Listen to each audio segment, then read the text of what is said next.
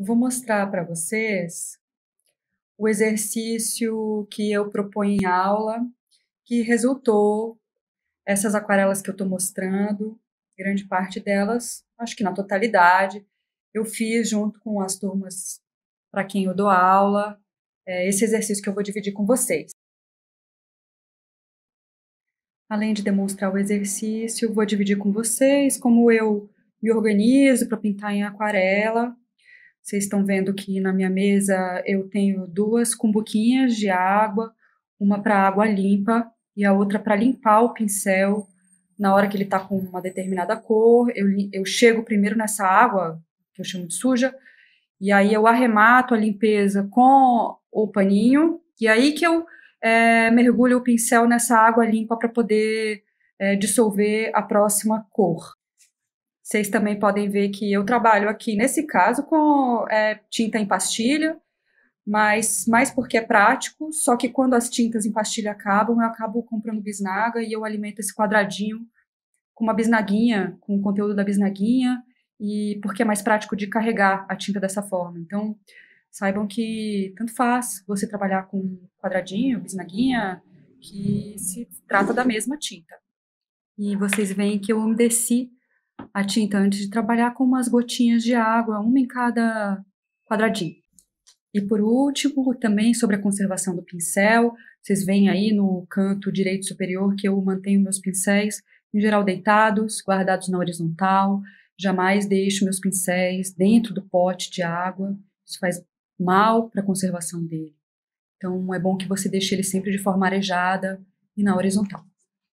Em geral, eu não limpo meu godê, porque essa tinta que seca no godê, ela continua sendo tinta, ela pode ser diluída.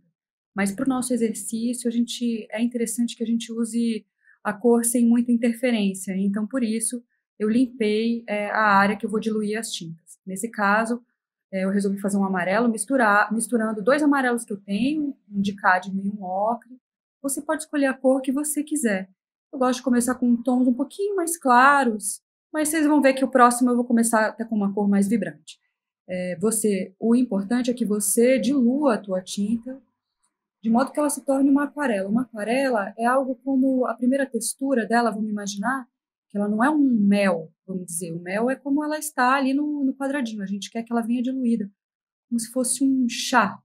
E não tão claro, mas uma tinta diluída na água. A gente quer ela bem homogênea nesse aspecto. Por isso que a gente não tira o pincel da tinta lá do quadradinho e vai direto para o papel. A gente faz essa escala lá na pocinha de água que a gente vai, de fato, aí que sim, a tinta vai se misturar ali no pincel, nas cerdas do pincel, e o pincel vai estar carregado da aquarela diluída, boa de trabalhar. Então, vamos para o nosso exercício. Vocês vão dividir duas folhas, vocês estão vendo que eu tenho duas folhas aí, a de cima e a de baixo, e eu vou dividir imaginariamente, dentro de cada folha, duas áreas, tá? A gente vai trabalhar como se fosse uma ciranda nessas 4 áreas que a gente tem.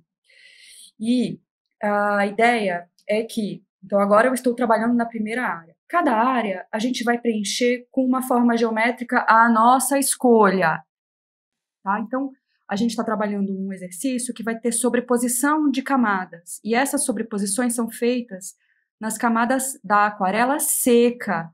É por isso que a gente vai fazer 4 áreas, como eu estou chamando de uma ciranda. Então, a gente começa com essa primeira, que eu estou, no caso, poderia ser qualquer forma, mas estou aí fazendo um triângulo.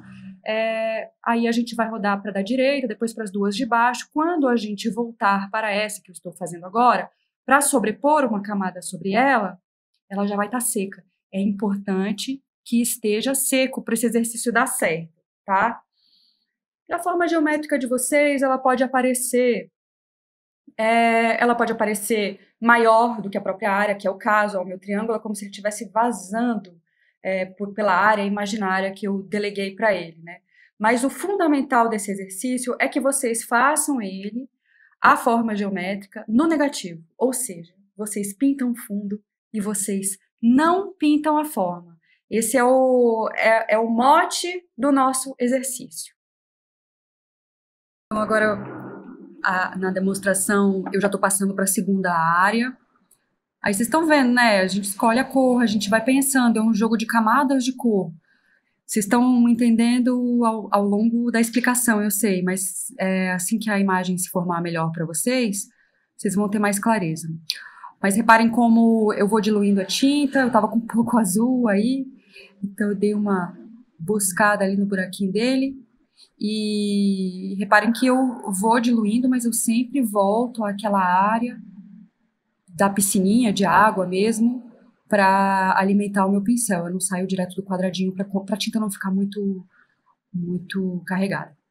Mas já nessa camada eu já comecei com uma cor mais escura, vamos dizer, mais vibrante, né? Aí vocês estão vendo que eu vou fazer um círculo e eu gosto de deixar esse contorno dessa pintura, dessa não forma, né, que a gente está fazendo, gosto de deixá-la bem úmida, porque eu quero que a minha mancha seque por igual. Então, eu não estico a mancha azul até ela secar. Eu vou alimentando ela, eu volto lá na minha tinta para buscar mais e vou alimentando para que ela não seque, para que ela vire uma lâmina de água, para que quando ela seque por igual, junto com a linha do contorno que eu fiz.